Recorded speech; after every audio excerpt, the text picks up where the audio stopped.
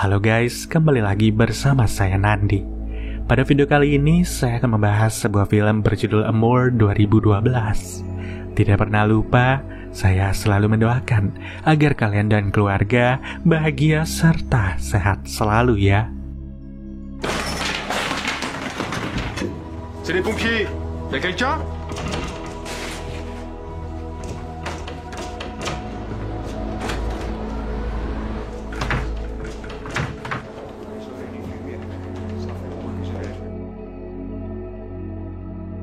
Terlihat jelas setelah selesai menonton pertunjukan seorang pianis. Terlihat pasangan suami istri yang bernama Anne dan juga George tampak bahagia. Karena rupanya seorang pianis yang baru saja mereka lihat adalah murid dari mereka sendiri yang bernama Alexander.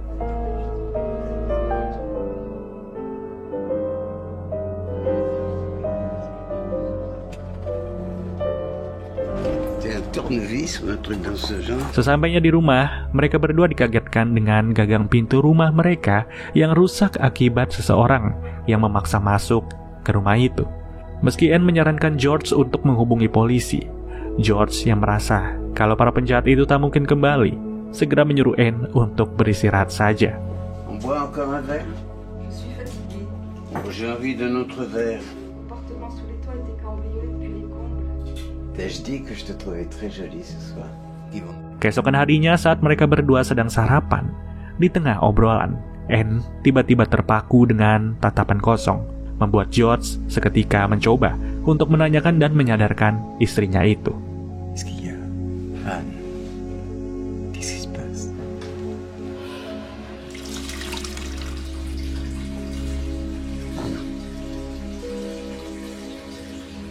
Anne, regarde-moi. Karena Anne tak kunjung menjawab pertanyaannya, George yang khawatir dengan kesehatan Anne pun segera bersiap-siap untuk mendatangi dokter terdekat. Namun siapa sangka, George tiba-tiba mendengar suara keran air yang sebelumnya belum ia tutup dan sekarang tertutup dengan sendirinya. Saat dihampiri oleh George, ternyata itu adalah Anne yang tampak normal dan seperti tidak terjadi apa-apa. Dis donc, qu'est-ce qui t'arrive? Tu es complètement folle. Tu avais laissé l'eau couler. Ça se veut une plaisanterie ou quoi? Quelle plaisanterie? Je ne comprends rien. Disitulah George kembali bertanya tentang apa yang sebenarnya terjadi. Dan ternyata, beberapa menit yang lalu, Anne tidak tahu bahwa sebenarnya George sempat mengobatinya. Oleh karena itu, George yang sadar kalau istrinya memang sakit, langsung segera berniat membawa Anne ke rumah sakit. Tu penses pas que je ferais mieux d'appeler le docteur Berthier? Non. Tu veux me torturer.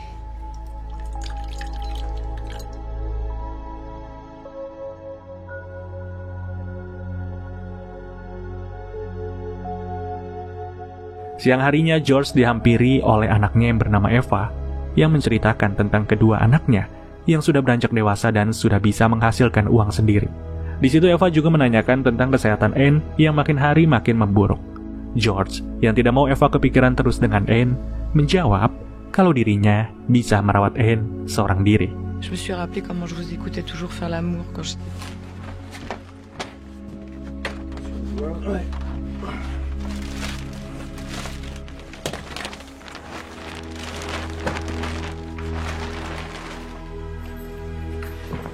Terlihat kini Anne sudah menggunakan sebuah kursi roda karena sebagian tubuhnya sudah tidak bisa lagi bergerak.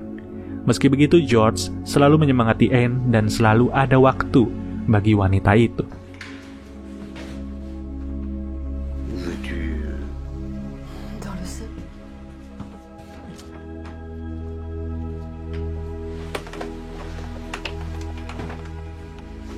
Hop.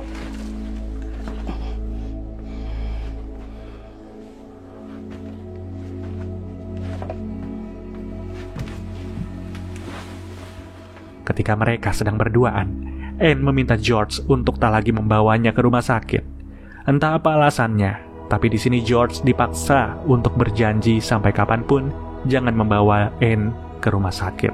Je t'en prie, ne me ramène plus jamais à l'hôpital. Tu me le promets?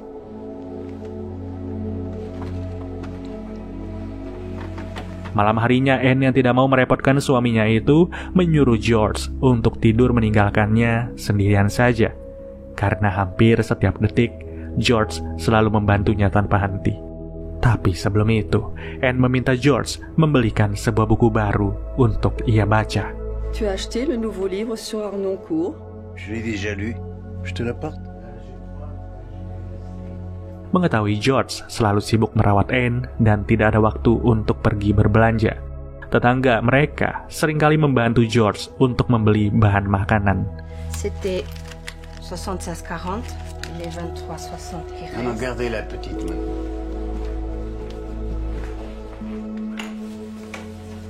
Dengan keadaan Anne yang semakin hari semakin memburuk, hampir setiap malam George selalu overthinking memikirkan nasib istrinya itu. Sesekali demi menghibur sang istri, George menceritakan beberapa momen kesukaannya ketika bersama keluarganya dan juga Anne, yang sampai sekarang tidak bisa digantikan oleh apapun. Et je lui ai raconté le drame jusqu'à la fin. Aucune idée.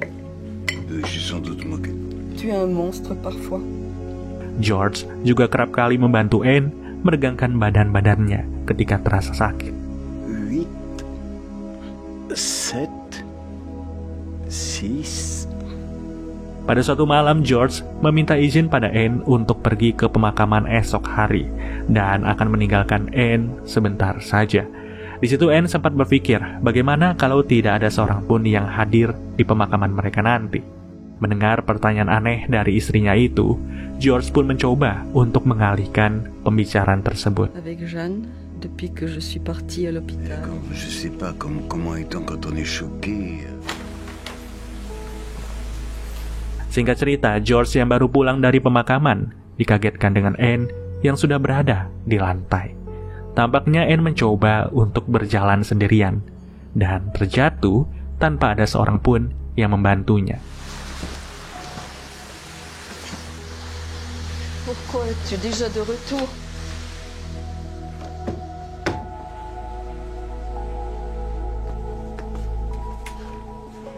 Sesaat kemudian, Anne meminta George menceritakan bagaimana keadaan di pemakaman tadi. Di situ Anne berkata kalau ia tahu setiap hari George selalu dibuat repot oleh dirinya, dan setiap hari kondisi tubuhnya pun semakin menurun. Maka dari itu Anne meminta George untuk janganlah berbohong dan jangan pura-pura menganggap kalau semua ini baik-baik saja.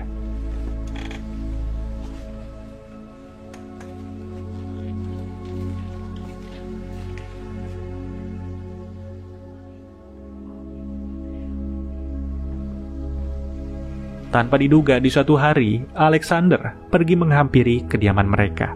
Disitulah Alexander tampak terkejut melihat kondisi Anne yang seperti saat ini. Kedatangan Alexander ke sana tidak lain hanya untuk bersilaturahmi dan menjenguk Anne yang sedang sakit parah. Vous le devez à votre travail. Je voulais vous en apporter un et puis j'ai complètement oublié. Je suis parti de façon... Disitulah Anne pun meminta Alexander untuk segera memainkan musik kesukaannya.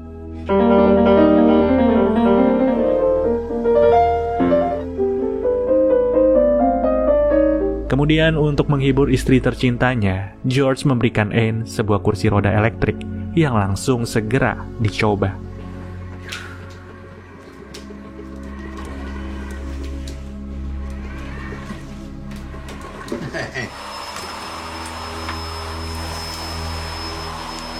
Malam hari, tiba-tiba George dikagetkan dengan suara benda jatuh dari kamar Anne. Yang saat dicek oleh George, ternyata itu adalah ulah Anne yang terjatuh dan tak sengaja memecahkan lampu tidur di sampingnya. Niat Anne sebenarnya ingin pergi ke toilet dan berusaha naik ke kursi roda sendirian. George yang tidak mau terjadi sesuatu yang semakin buruk terhadap istrinya itu, memarahi Anne untuk tidak bertindak gegabah, dan jika membutuhkan sesuatu, tinggal panggil saja.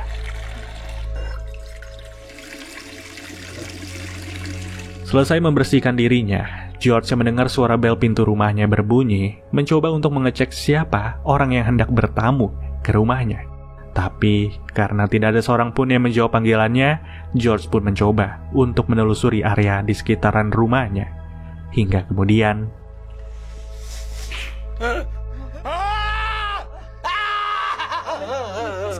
Beruntung yang dialami George barusan hanyalah mimpi buruk, karena George yang kurang beristirahat akibat selalu menjaga Anne. Pagi harinya, George diberi kabar oleh Eva kalau ia akan datang bersama suaminya menjenguk George dan juga Anne di rumah. Mengetahui hal itu, Anne yang tidak mau anaknya tahu keadaannya semakin memburuk, segera menyuruh George untuk melarang mereka berkunjung. Son humour anglais n'est supportable que petite dose.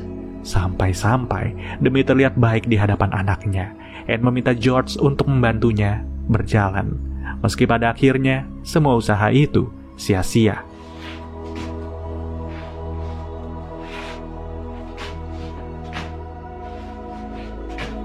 Suatu malam, George dan juga Anne diberikan sebuah surat dan sebuah kaset album terbaru dari Alexander, murid mereka, yang ternyata khusus dibagikan kepada George dan Anne sebagai guru pianonya. Chère Madame Laurent, c'était un beau et triste moment chez vous, avec la profonde sympathie de votre ancien élève. Ketika makan siang tiba, belum juga George selesai menyantap makanannya, Anne malah meminta George mengambilkannya album foto lama milik mereka. Di situ tanpa memperdulikan George yang sedang makan, Anne membuka album tersebut yang tampak berdebu dan terkena makanan George.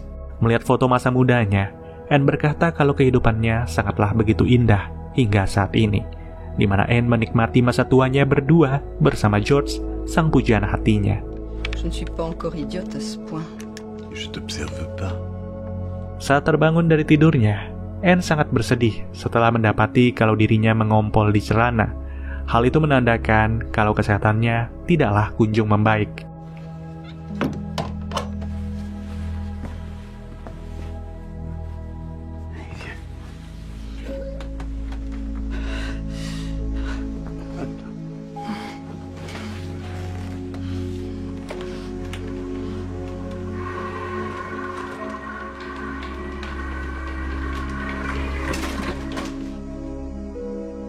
Siang harinya, Anne dihampiri oleh Eva yang tampak bersedih melihat keadaan sang ibu yang kini terbaring lemas di atas kasur.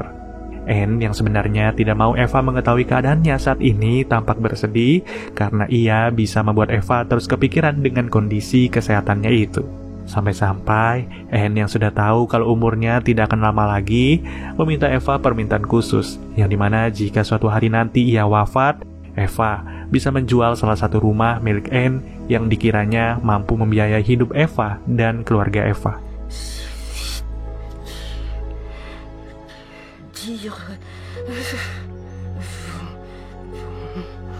Perkataan Anne itu pun tentu membuat Eva menyuruh George untuk membawa Anne ke rumah sakit saja.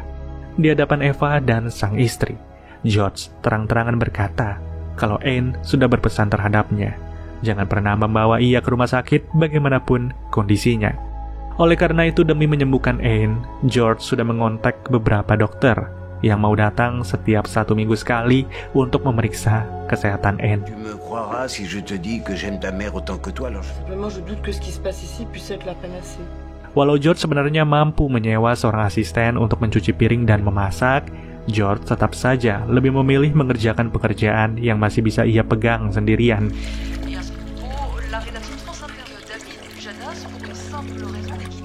Akan tetapi kalau masalah Anne, George yang ingin istrinya cepat sembuh dan sehat, sengaja menyewa seorang suster yang mau dan mampu merawat Anne. Karena faktanya, kebanyakan dari para suster ataupun dokter tidak sanggup meladeni sikap Anne yang keras kepala. Mettez-la. Il a fixé avec les petits élastiques.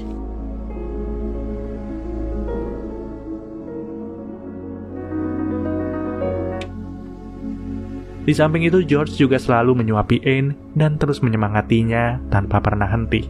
Pria tulus seperti George sangatlah jarang kita jumpai, karena meski tubuhnya sudah tidak fit lagi, George selalu bersikeras berusaha untuk membantu dan membahagiakan bagian dari tulang rusuknya, yaitu Anne. c'était un beau et triste moment chez vous.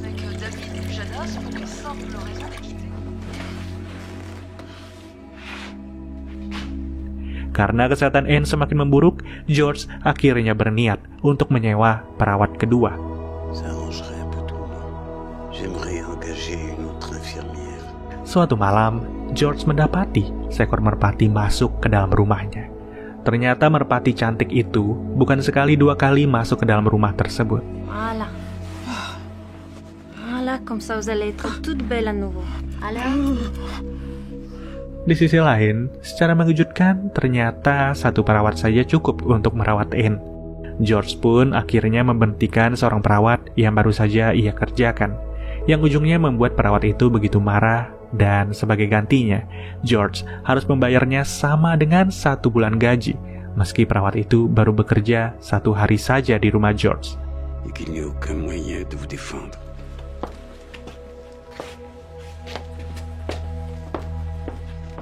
Dan tiba-tiba di suatu hari, George dikagetkan dengan Anne yang tidak mau makan dan juga minum. Pada kesempatan itulah, George mengatakan kalau dirinya sudah menepati janjinya untuk tidak membawa Anne ke rumah sakit. Tapi setidaknya Anne mau mengerti dan memahami sifatnya, yang mana sebenarnya George ingin sekali kondisi kesehatan Anne untuk pulih dan membaik.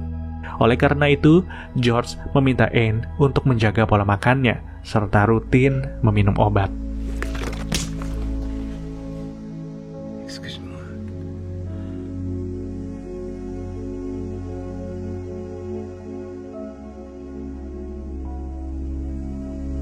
Keesokan harinya, George yang tahu kalau orang yang ada di depan pintu adalah anaknya, mencoba untuk mengunci kamar Anne dan menyalakan keran kamar mandi. Hal itu dilakukan karena George tidak mau Eva tahu kondisi ibunya saat ini. Qu'est-ce qui se passe avec maman? Pourquoi tu décroches pas le téléphone? Excuse-moi, je n'écoute pas les messages. Meski demikian, George yang berkata bahwa Anne baik-baik saja, membuat Eva tidak langsung percaya. Karena Eva mempunyai firasat buruk dan ia segera bergegas menelusuri ruangan demi ruangan untuk mencari keberadaan ibunya.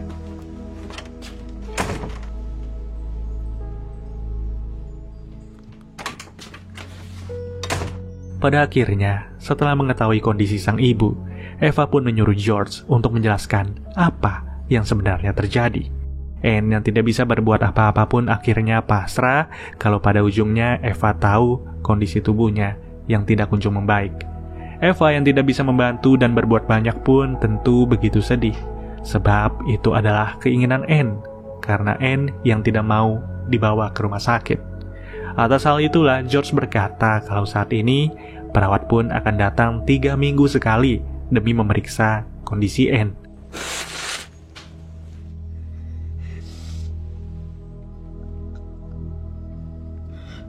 Kondisi Anne yang semakin parah tidak membuat George patah semangat. Karena sampai detik ini, sebelum tidur, George rutin menyempatkan dirinya untuk bersenda gurau dengan Anne dan menghibur istrinya itu.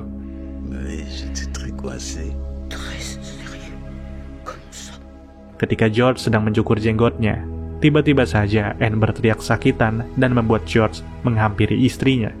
Melihat kondisi Anne itulah, George mencoba untuk menguatkan sang istri bahwa semua baik-baik saja. Akan tetapi, tidak lama kemudian,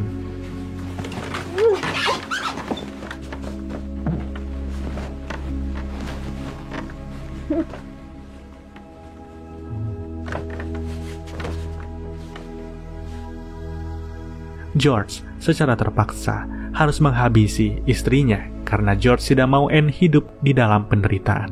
Meski sebenarnya ia sangat-sangat terpaksa untuk melakukan itu. Keesokan harinya, George pun pergi ke pasar, membereskan rumahnya dan membeli beberapa ikat bunga yang wanginya sangat disukai Anne.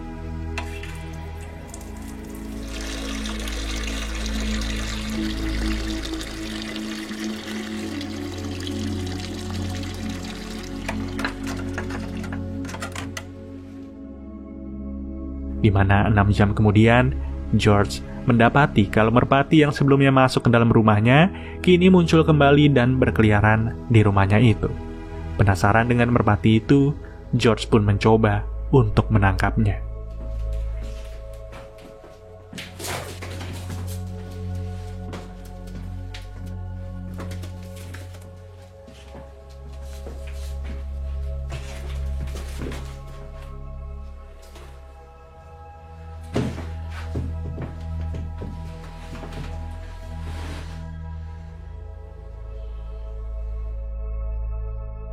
Beberapa waktu kemudian, terlihat George yang saat ini melakban semua pintu kamarnya dan menulis sebuah surat. Yang dimana saat George menulis surat itu, ia sangat terharu dan bersedih, seakan-akan umurnya tidak akan lama lagi. Singkat cerita, George terbangun dari tidurnya dan mendapati bahwa Anne ada di hadapannya dan sedang mencuci piring. Di situ George tampak terpelongo, seakan tak percaya dengan peristiwa yang ia alami saat ini. Di mana tidak lama kemudian, Anne pun mengajak George untuk berjalan-jalan menikmati indahnya pemandangan di luar. Tu ne prends pas de manteau?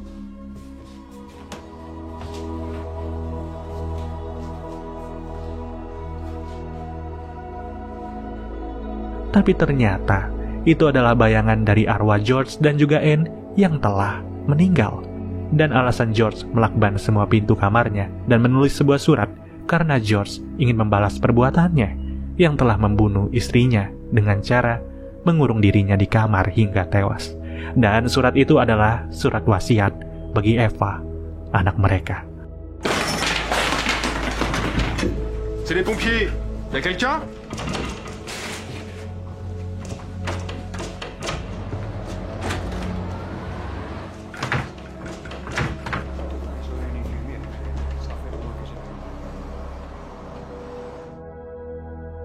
Setelah memakamkan George dan juga Anne, Eva yang seorang diri masuk ke dalam rumah mendiang kedua orang tuanya. Di situ Eva pun baru merasakan bahwa ibu dan ayahnya masih ada di tempat tersebut. Terima kasih teman-teman yang telah menonton video ini hingga selesai. Dan sekiranya saya juga berterima kasih karena video ini bisa menemani kalian selama beberapa menit. Sampai bertemu lagi teman-teman di video berikutnya dan saya Nadi cabut dulu. Dadah.